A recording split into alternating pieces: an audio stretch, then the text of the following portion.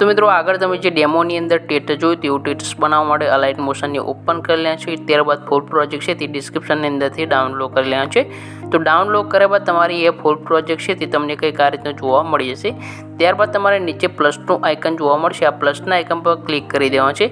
Click કર્યા બાદ અહીંયાથી તમારે મીડિયાની અંદર આવી જવાનું છે। મીડિયાની અંદરથી તમારે જે કંઈ ફોટા હોય તે ગેલેરી ઓપન કરી લેવાનું છે અને ફોટો સિલેક્ટ કરી લેવાનું છે।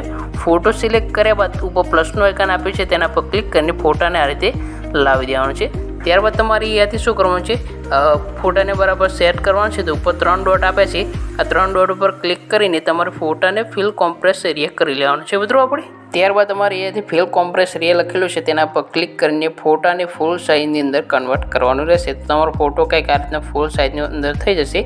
ત્યારબાદ તમારે એન્ડમાં આવી જવાનું છે। એન્ડમાં આવીને ફોટાની જે લેયર છે તેને સિલેક્ટ કરીને આગળ ખેંચવાની રહેશે। ત્યારબાદ આપણે જે નીચે ફોટો આપેલો છે તે ફોટા પર બરાબર ખેંચવાની રહેશે। તો અહીંયાથી તમારે આ રીતે આ બતાવ્યું છે તે રીતે તમારે ખેંચી લેવાનું છે।